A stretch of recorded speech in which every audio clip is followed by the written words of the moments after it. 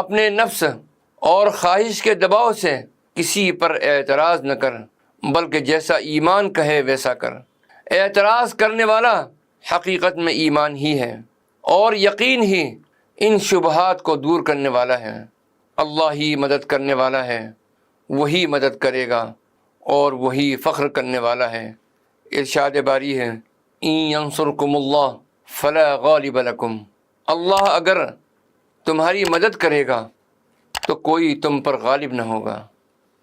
ان تنصروا اللہ ینصرکم ویثبت اقدامکم، اگر تم اللہ کی مدد کرو گے تو اللہ تمہاری مدد کرے گا اور تمہیں ثابت قدم رکھے گا۔ جب تو کسی ناپسندیدہ امر پر اللہ سے غیرت کر کے اعتراض کرے گا، اللہ سے دور کرنے میں مدد کرے گا، اس کے کرنے والے پر تجھے نصرت عطا کرے گا، ان سب کو تیرے لیے ذلیل کر دے گا۔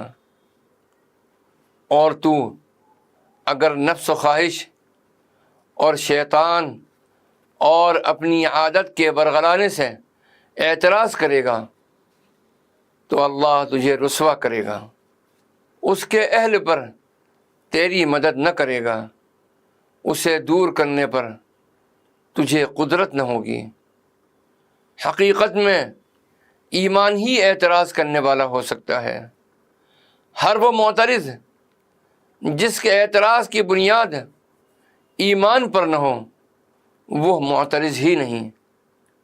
لفظاً لا نہیں سے اعتراض کر کے اگر تو چاہتا ہے کہ یہ فقط اللہ کے لیے ہو، مخلوق کے لیے نہیں، دین کے لیے ہو، نفس کے لیے نہیں، اللہ کے لیے ہو، تیرے فائدے کے لیے نہیں، چنانچہ تو حرص کو ترک کر دے، اخلاص سے عمل کر، موت تیری طاق میں ہے، اس کے پل سے لازمی گزرنا ہوگا۔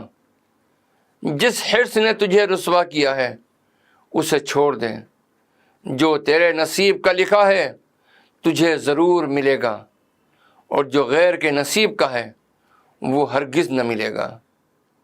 اللہ کے ساتھ مشغول ہو جا اور دوسروں کے نصیب کی طلب چھوڑ دے۔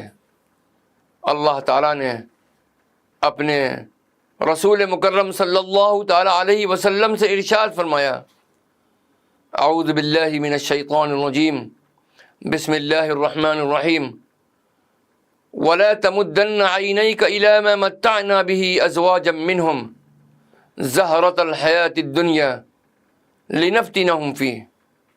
یہ سورہ طٰہٰ کی آیت ہے۔ اللہ سبحانہ و تعالی ارشاد فرماتے ہیں، آپ ادھر اپنی نگاہ نہ ڈالیے کہ ہم نے انہیں ان کی عورتوں سے نفع دیا۔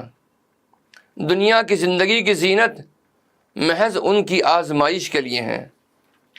اللہ سبحانہ و تعالی ہمیں ہر آزمائش پر صبر کرنے کی توفیق عطا فرمائے، اور دنیا سے دل نہ لگانے اور اللہ سبحانہ و تعالی کی ذات مبارکہ سے اپنا دل لگانے کی ہمیں توفیق عطا فرمائے۔